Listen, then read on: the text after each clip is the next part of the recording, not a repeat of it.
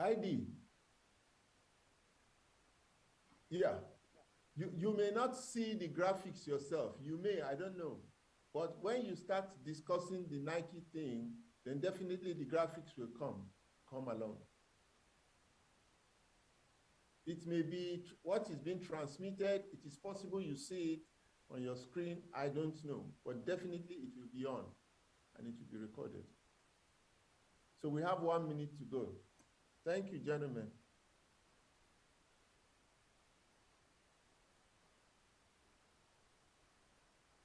Just graphic pictures, just pictures. So they will just throw them in as you are talking or as we are talking.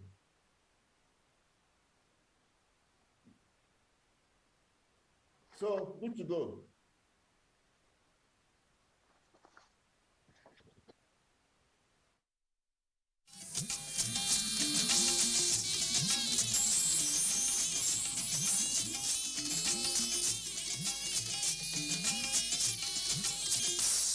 This is the network service of the NTA.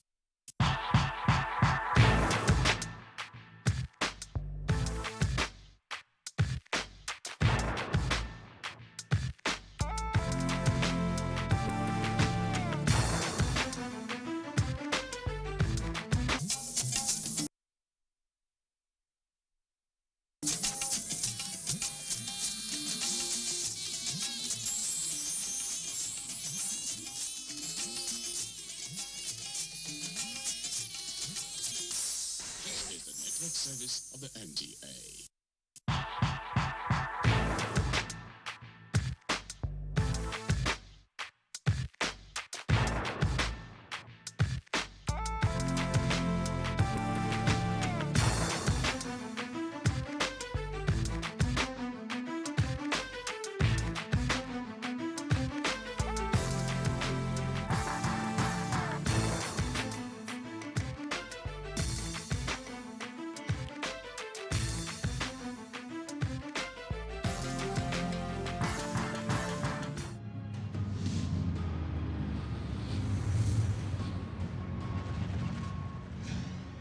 That Nigeria will not be at Qatar 2022 is a bitter pill that all Nigerians have swallowed.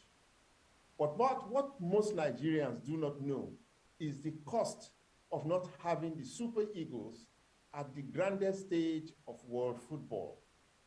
The cost to the country, the cost to FIFA, the cost to Africa, and even to the host country, Qatar. Is Nigeria that important to the global game of football?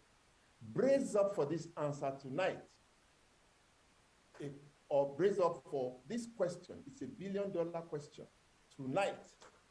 And wake up everybody, because I don't think you would have heard the things you are going to hear tonight from a very, very special guest who is reaching us from his home in Atlanta. But before I introduce him, let me introduce myself.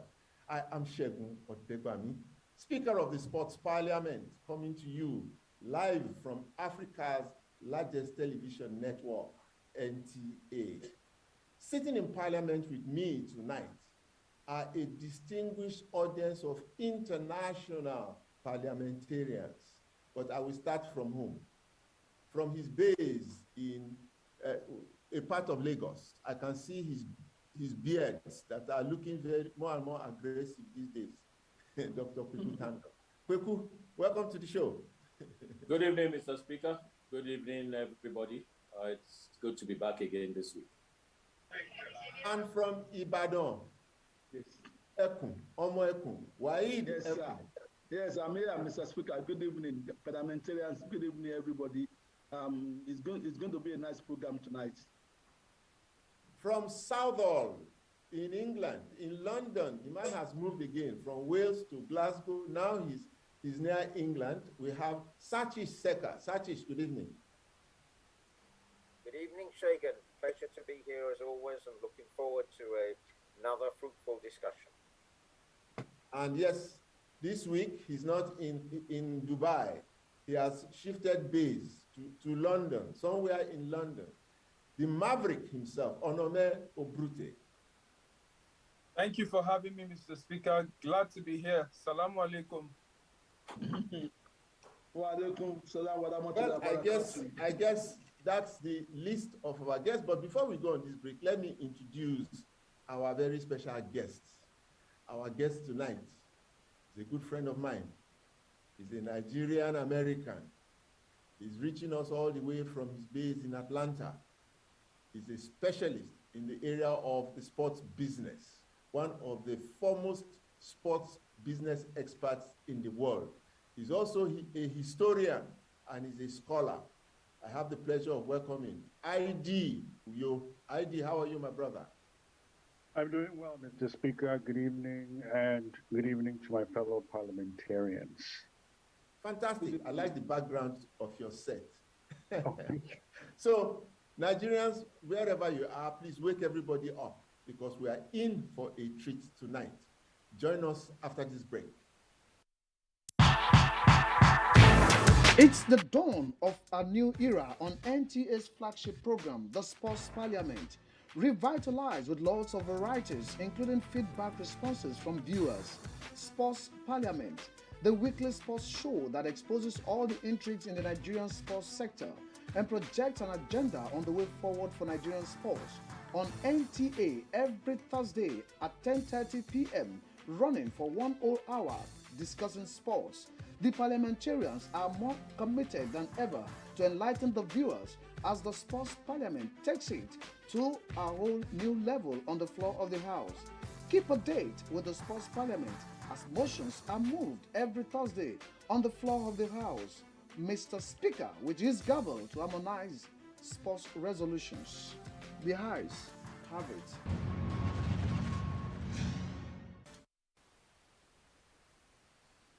Welcome back. This is the Sports Parliament.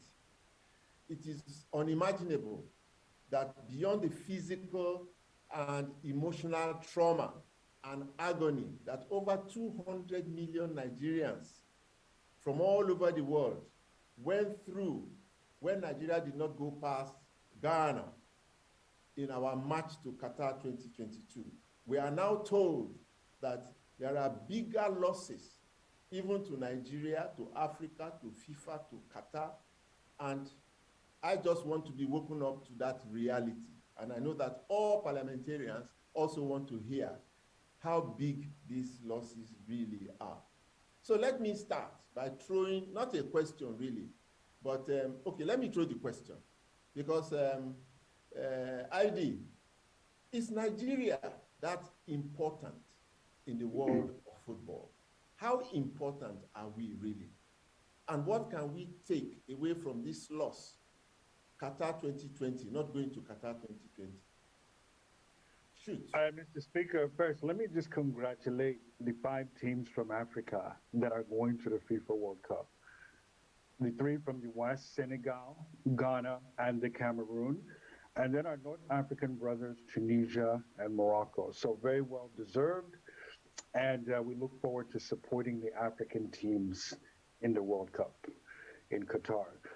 You know that because of the size and scale of Nigeria as a country, it is imperative that the commercial consumption of the country be at the FIFA World Cup.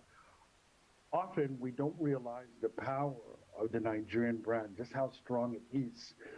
We have moved from an era where football is about the game on the field to much more commercial exploitation of the tournament.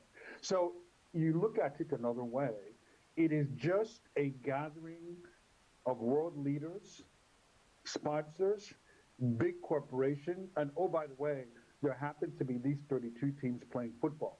It's much bigger than soccer. So that's the era of commercialization that we're in.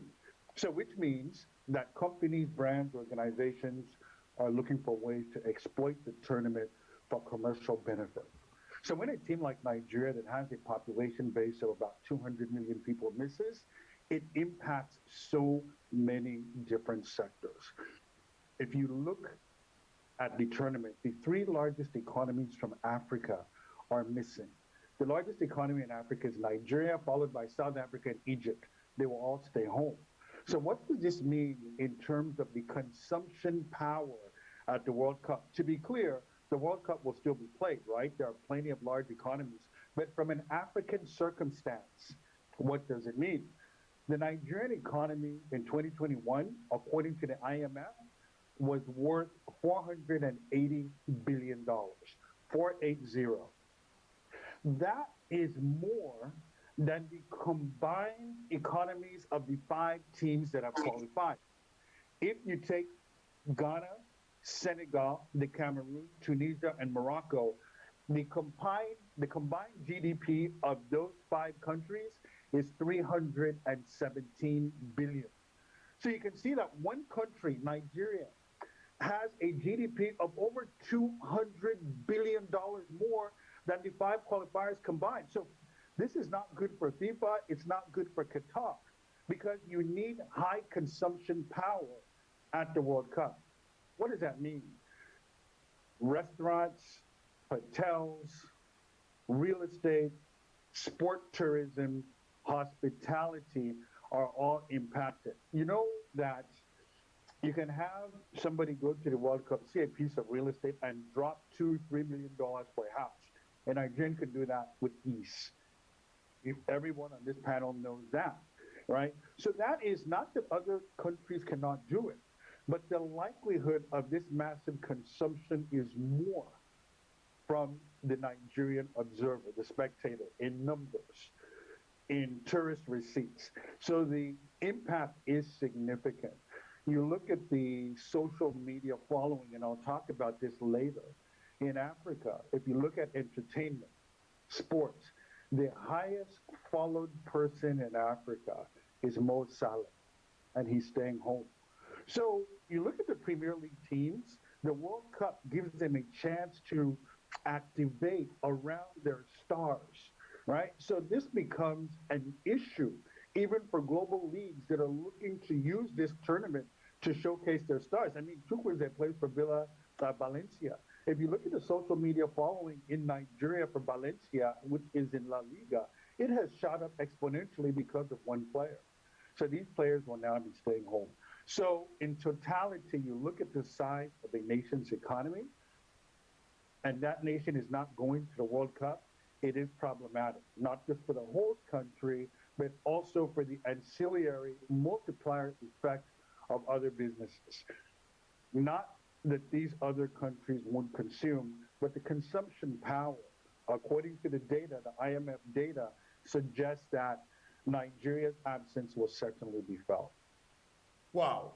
Well, let me tell my own stories. I have been to a couple of World Cups, and every time Nigeria went to the World Cup, and you look at the population of Black people, particularly when it is not in South Africa, it wasn't in South Africa, you look at the population of Black spectators that you see everywhere. Like 4 in every 5 would be Nigerian. That's the sort of population that you see of Nigerians at the World Cup. Anyway, let me give our parliamentarians their first opportunities just to express an opinion or ask a question based on what you have just said. Let me start from Kweku Tandon. Kweku, your immediate thoughts, just listening to him make that introduction. Yeah, thank you very much, Mr. Speaker. Thank you, Edie. I like the angle that you have brought out, what the Qatar and the World Cup itself would miss over there in Qatar. But I want to take it from the Nigerian perspective. For the 2018 World Cup, then I was in charge of sports in Lagos State. We set up 10 viewing centers all over Lagos State. We called it My Lagos, My Football. And those viewing centers were set up for fans to come in and have a World Cup experience in Lagos, Badagry, Ekpe, Mushin, Ajegunle, and all that. Those massive viewing centers with big screens. We got sponsors to come in to set up and all that. If you look at the economy that was generated in that 1 month, both for the people that supplied equipment, those who sold drinks, those who delivered food, and all the other ancillary activities that took place in Lagos in that 1 month. I can tell you, after that 1 month period, the people of Lagos came out categorically to say that the commercial benefit of the World Cup, they felt it directly because they could benefit from it. So even within Nigeria, not to talk of just those going to Qatar, the economic activities that would have been generated, and that was just Lagos. There are other cities all over the country. Absolutely. You can imagine the kind of losses that we'll have this time. That's just the personal. So in 2010, we did something similar. We set up, this was during the FIFA World Cup in South Africa. So we set up 11 of those viewing centers. So you're absolutely right. And it's something that I wanted to cover later.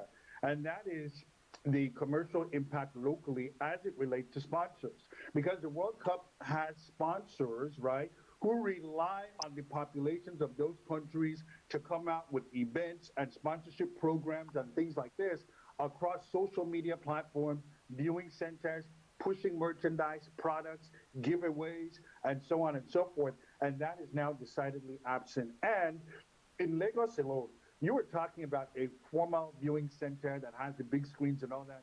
Even the smaller viewing centers in Lagos alone, there's over 1,000 viewing centers during the World Cup, right? So you were seeing restaurants, bars, hotels, things of this nature, and that's just Lagos.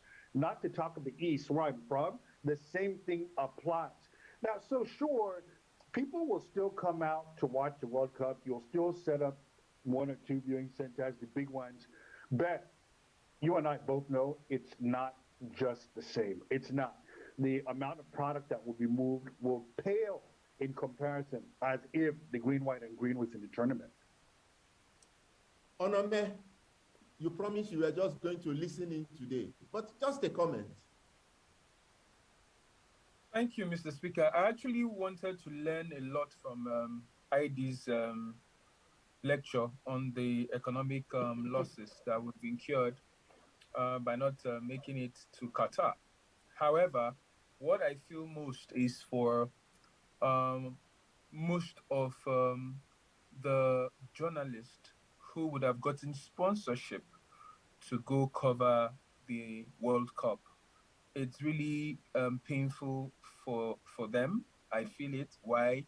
One of my journalist friends, Abiola Kazim, shared on Twitter earlier on today that for those planning on going to Qatar, they should either plan on sleeping on the streets in Qatar or in Dubai or flying from Saudi Arabia, because all the accommodation as at today in Qatar is sold out.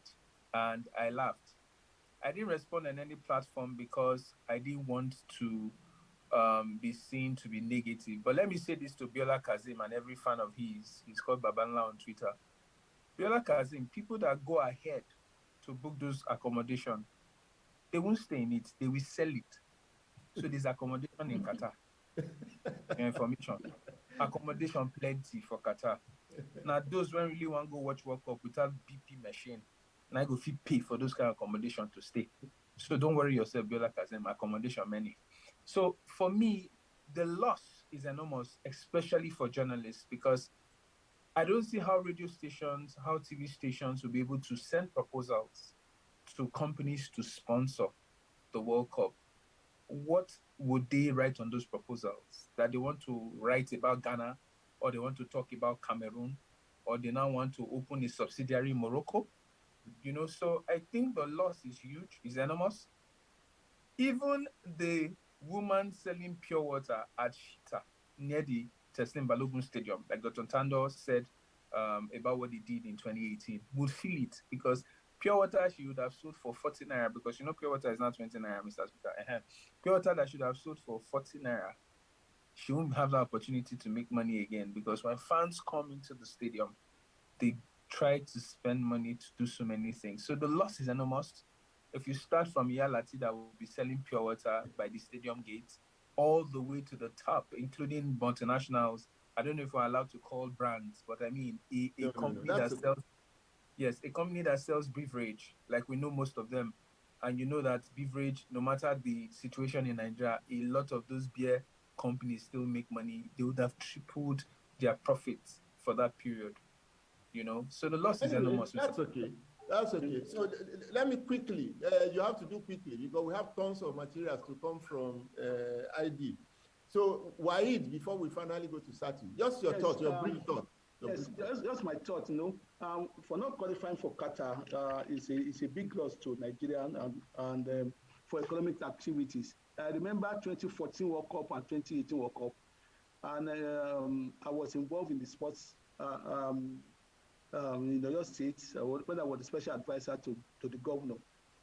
We set up view centers in 3 senatorial districts of the state, and then apart from that, we have all local view centers all around. The business activity that period was enormous. So we cannot quantify what we lost by not qualifying for Qatar.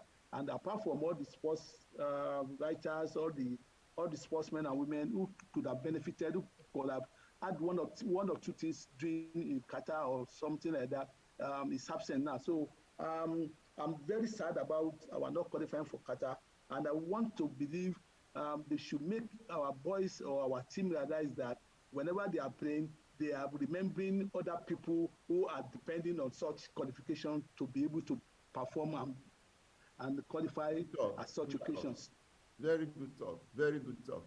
Well, Satish, anything to add before we go back to ID and go on a short break?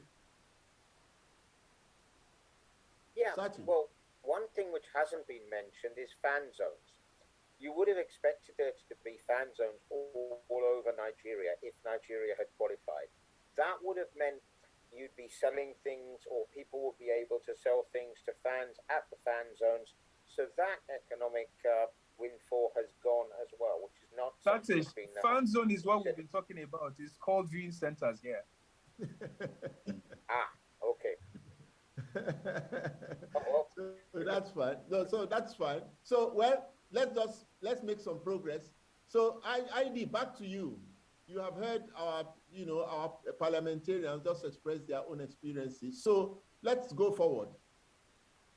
All right. So as one of the parliamentarians discussed about journalists, yeah, when you go to these events, whether it's the Olympics or the World Cup, you have the opportunity to cover human interest stories, right? There will be Nigerians doing fantastic things in the Qatar at the World Cup. It's just that they won't be on the pitch. So there's still so many other stories you can cover as it relates to the World Cup itself. It's just that they may not necessarily be stories that have a direct connection to play, but it's very difficult to qualify for a 32-team tournament. 206 teams in the world, 32 get to go. So there's quite a few stories that can still be written, but you're right, it's not the same as if you had local content. Another group that is significantly impacted on this are the apparel companies. I don't know if you have the graphics for Nike. Nike sponsors the Super Eagles. The Nigerian Football Federation is sponsored by Nike. Nike currently has 12 teams in the World Cup, none from Africa. In 2018, the Nike kit for the Nigerian team was the best-selling football jersey in the history of Nike. Say that again, please. Say that again. The best-selling football jersey in the history of Nike. 3 million kits were pre-ordered from Nike. 3 million kits were pre-ordered, and they sold out in 4 minutes. 3 million kits were pre-ordered, and they sold out in 4 minutes. That same year, Manchester United sold 2.8 million kits. All right, so just to give you a basis for comparison. So now, the unique thing about the Nigerian Super Eagles kit for 2018 was that it transcended football. It got into urban culture. If you remember that kit, there was a home and away kit, there was the warm-up suit, the practice suit, the hat, the shoes, everything came with it. So it became a fashion statement.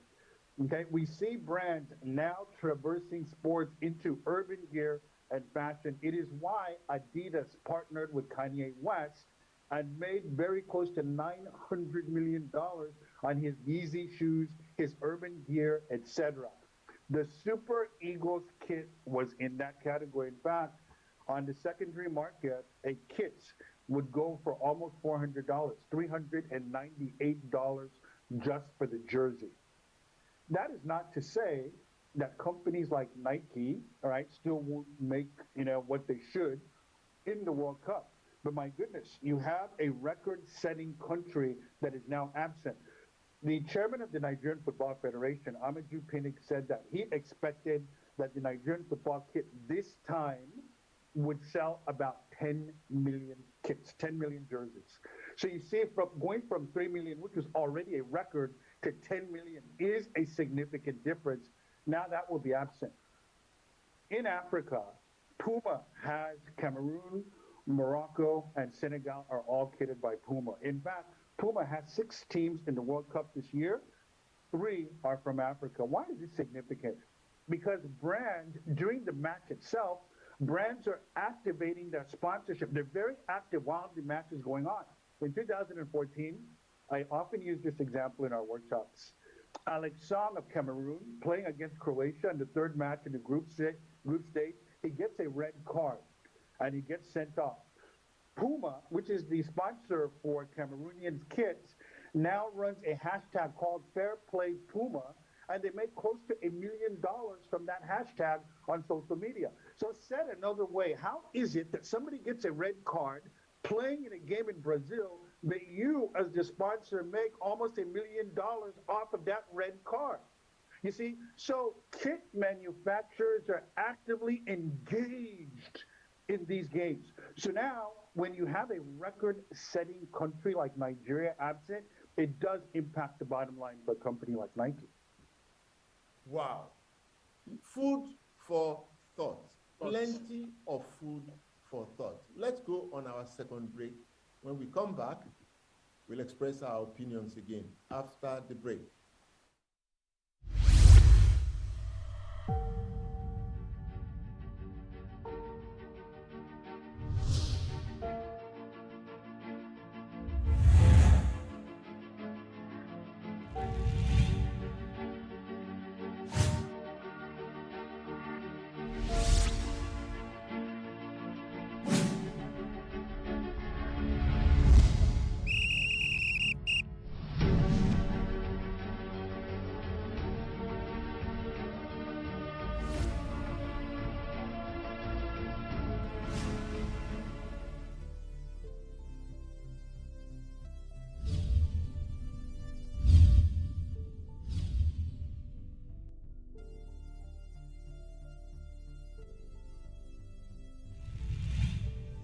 Esports 24, where sports thrive.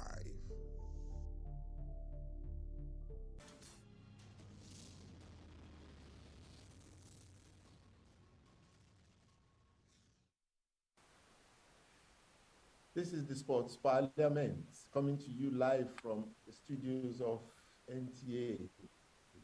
And this program is being streamed live. It will be repeated on Friday at 11 a.m. It's going to be all over Africa through your bouquets on the information superhighway, on social media. It will also be on YouTube and so on and so forth. So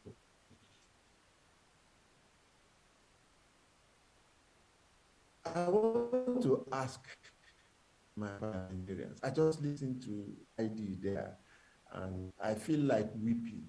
There was a time of the Nigeria Football Association, a good friend of mine, said that going to the World Cup is, tell that to a Brazilian, for example, going to the World Cup in Brazil is their birthright.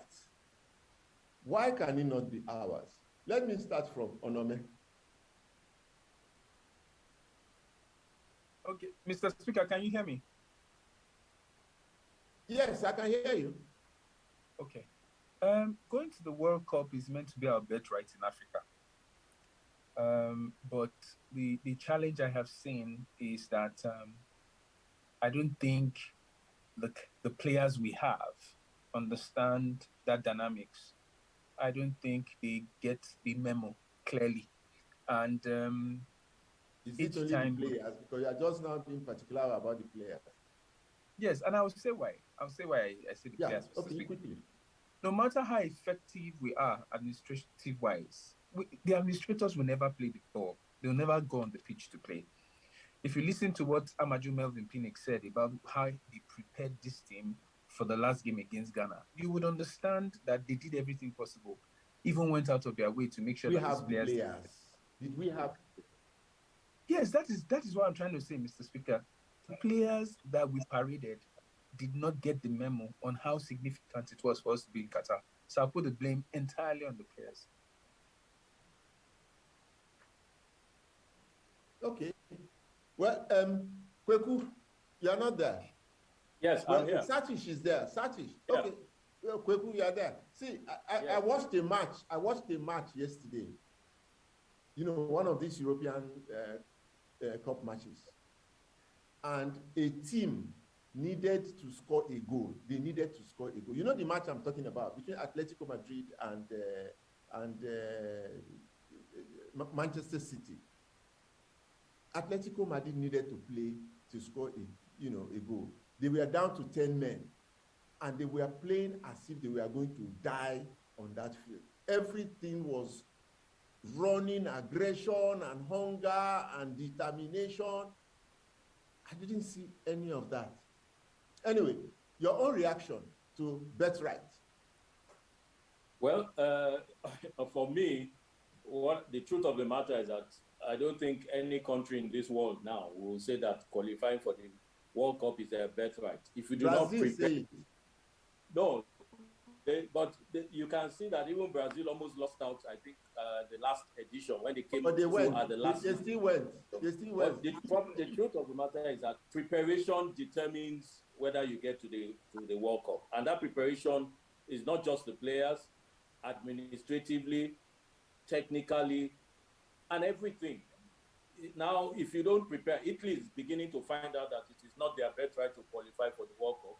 England has also missed out on many occasions. So a lot of countries, if you are not prepared psychologically, administratively, and mentally, you will lose the opportunity to go to the World Cup. And if we begin to realize that, just like Edie said, if we begin to take into cognizance the economic impact it makes, not just because you are qualifying for the World Cup, not just for the NFF, for the players, but for the entire citizenry of a country, then maybe we'll begin to pay more attention to planning and properly preparing to qualify for the World Cup. Okay, why Deku? If we make going to the World Cup our birthright. No, it shouldn't be a birthright because right from the genesis of the game, we have not been particularly strong enough to claim that it's a birthright. So what happened is that we have to mark our development in terms of psychological development, tactical development, and everything wise. So until we get that kind of thing done and properly done, we cannot claim. That's why. Excuse me. We have talent report. So that we listen to them. We have it. I don't going to affect upon. The voice is not clear, though. I'm not hearing you properly. It's not clear. I think Mr. Speaker has gone off. But Yes, I honestly, especially when we realized that we only started going to the World Cup, I think in 1994, if I remember clearly. So Yes. we can't be talking about birthright. Birthright. We can't be talking about birthright naturally. World Cup has started since 1950 something or thereabouts. Well, you know, Mr. Speaker was trying to bring it from the angle of Brazil, saying that the birthright was their right and what we as Nigerians would think. Yeah, because Brazil has been from the inception in the 50s. Yes. We just started in 1994. So there's a difference. But the kind of brand that we are in Africa is the same kind of brand that the Brazilians are in South Africa, in Southern America. So for me, I think we should be at that same pedestal by now. Well, I don't know what Edie will say to that. Well, okay, so to me, I just don't see how under any circumstance the World Cup can be or should be Nigeria's birthright, whereas a country, it has done nothing of significance at the World Cup. So to suggest that it is Nigeria's, if anything, we should rally around the Ghanaian team that got cheated at the 2010 World Cup from going to the semifinals against Uruguay in the quarterfinals when the referee willfully ignored FIFA rules that would have allowed the goal. So to me, I don't think that it really applies. Though the Nigerian brand is strong we've in done Africa. something significant. We've done something significant. We've sold 3 million jerseys in 4 minutes. So maybe it's a commercial birthright. Just a commercial angle to it. Right, so now the other thing is that Brazil can claim it. Number one, Brazil is a very significant nation in football. Why? Because they have won the World Cup tournament 5 times. Yeah. But more significantly, in 1958, Brazil, at a time when FIFA prevented non-independent African nations from competing in the World Cup. Back then, if you were not an independent nation, you could not participate in the World Cup. So as a result, for years, Egypt was the only, Egypt has been independent since what? Pharaoh?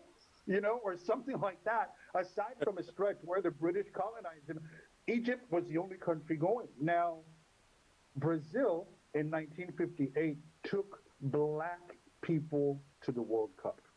For the first time, you had a mass of people of color at the World Cup. Because keep in mind, Brazil has more black people than any country in the world except Nigeria. So if you consider that Africa as a geographical expression is 53 countries, Brazil has more black people than every African nation except one. So in terms of pedigree, we can in fact say that Brazil can say that the World Cup is theirs and they deserve to be there every time. Now, of course, they still have to go out and earn it. And in fact, in the 2022 World Cup cycle, the odds makers are predicting that Brazil will win the tournament. Every year you ask, who's the favorite to win the tournament? Brazil. So in terms of birthright, I don't think that Nigeria has absolutely no basis at all to claim that it deserves a spot in the world, that it's its birthright. What? No. Let's be practical. Let's be realistic. Because if it was your birthright, you would be there this year. You're not there. You weren't there in 2006. You weren't there in 2002. So how is this your birthright? So let's just, let's pump the brakes on that type of discussion. That's just my own opinion anyway. Okay. I agree with you. Mr. Speaker's back. Could I come in there? Nothing should stop us. 1958 was more important because both Egypt and Sudan were in the qualification in the pre-World Group, but they boycotted because they wouldn't play against Israel. And in the end, a so-called World Group had Wales going to the World Cup in 1958. That applied to both Asian teams and also to African teams. So I think instead of talking about birthright of Nigeria, we should be talking about Africa's treatment and Africa's rights.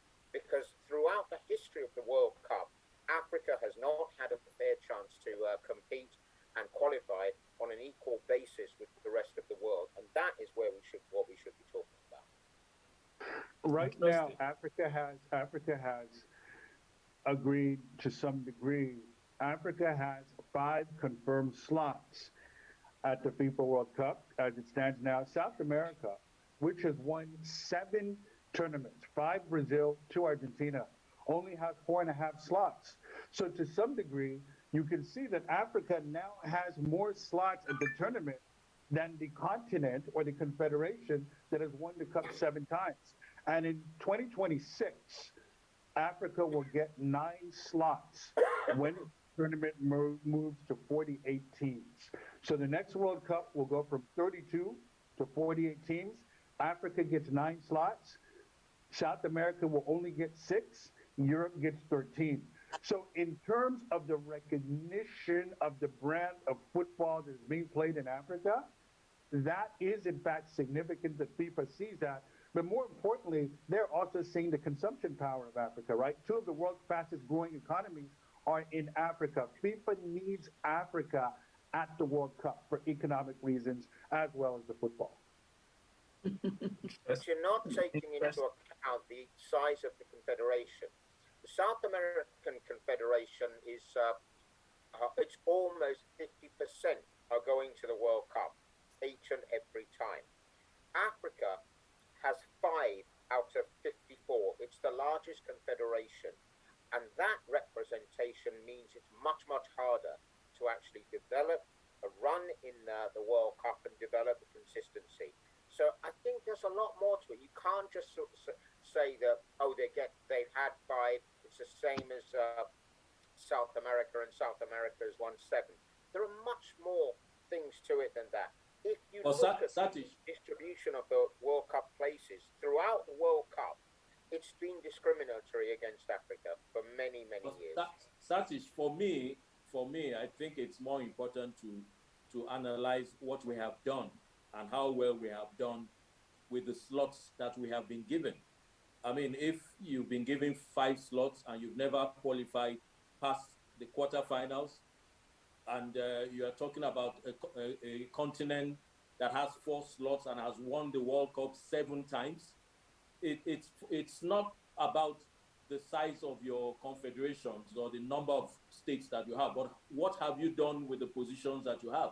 If you do an analysis of the number of slots per continent vis-a-vis the number of times they have won the World Cup, you'll see that Africa has done the poorest, if I would use that word. So we need to improve our performances if we want to get better representation. That's my view. Okay, well, I am back. Okay. And let's do this. I will just ask my question, and just in case my Wi-Fi disappoints again, ID, you can go on.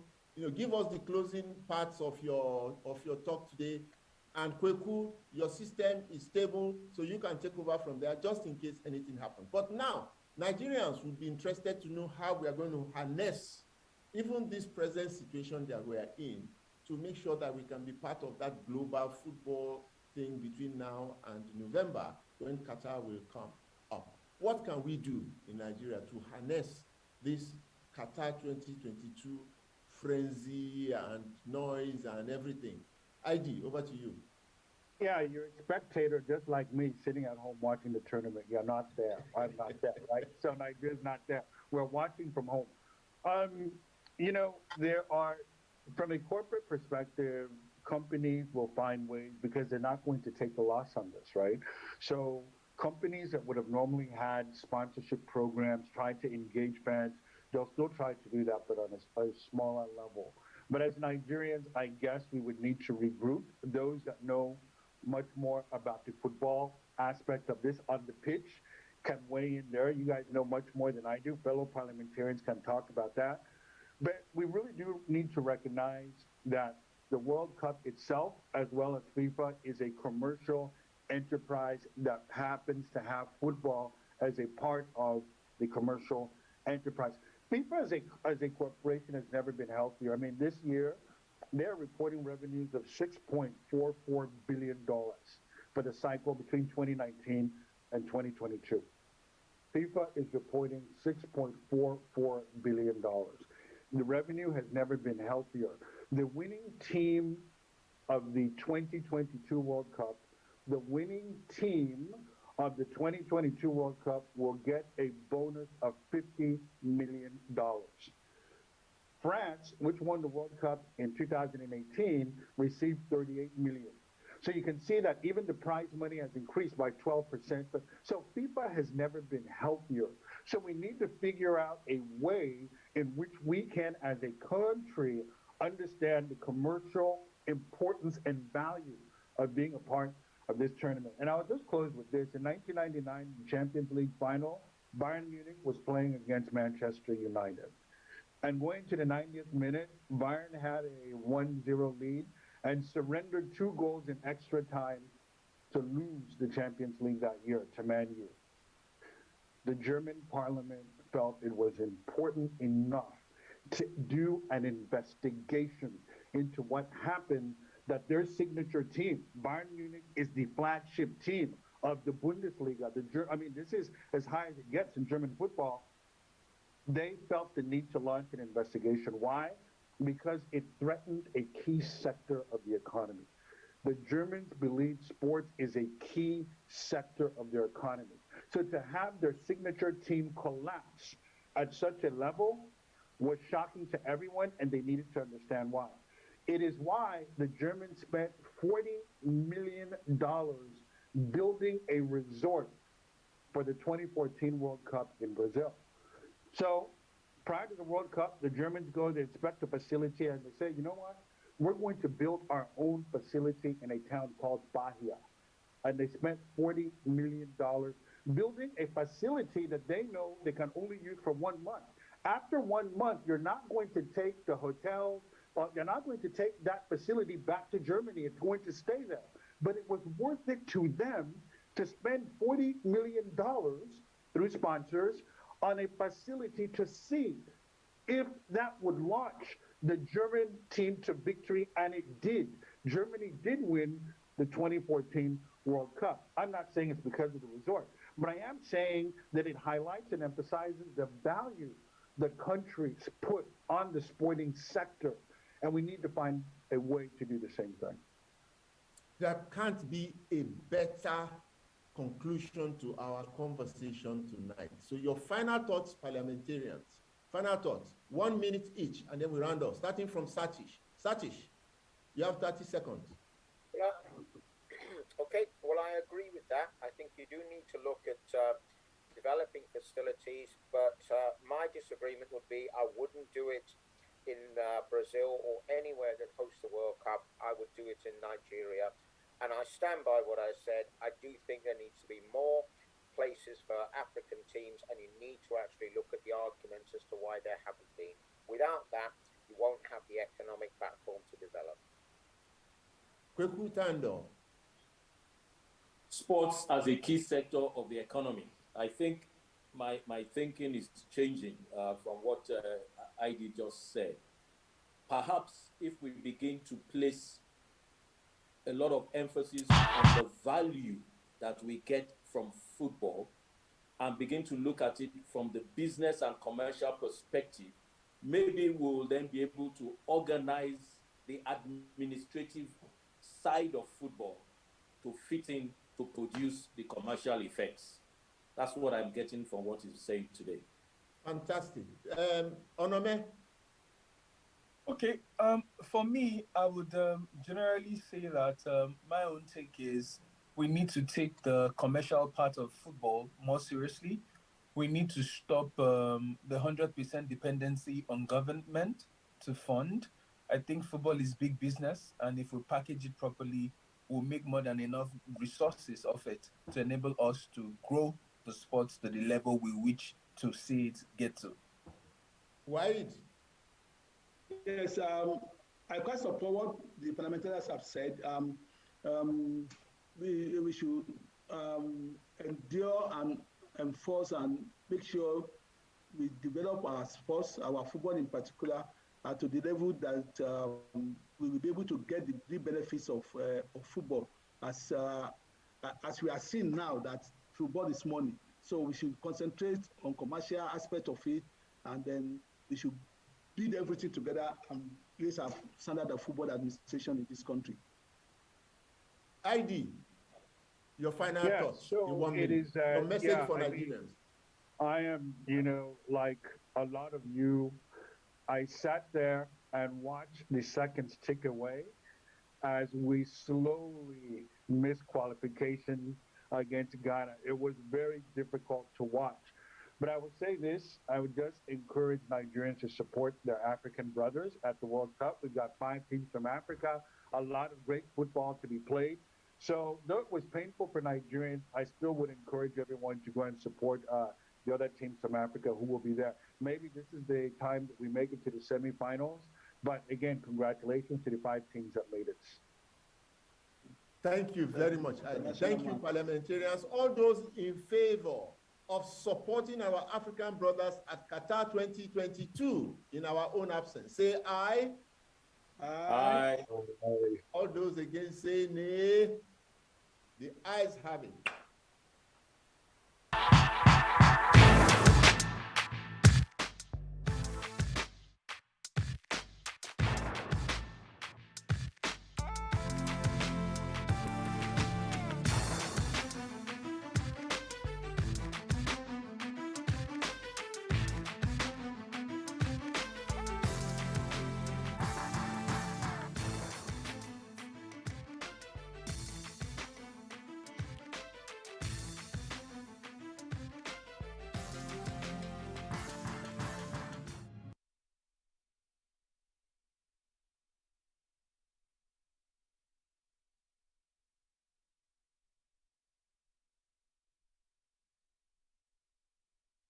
I will call you ID after the show now.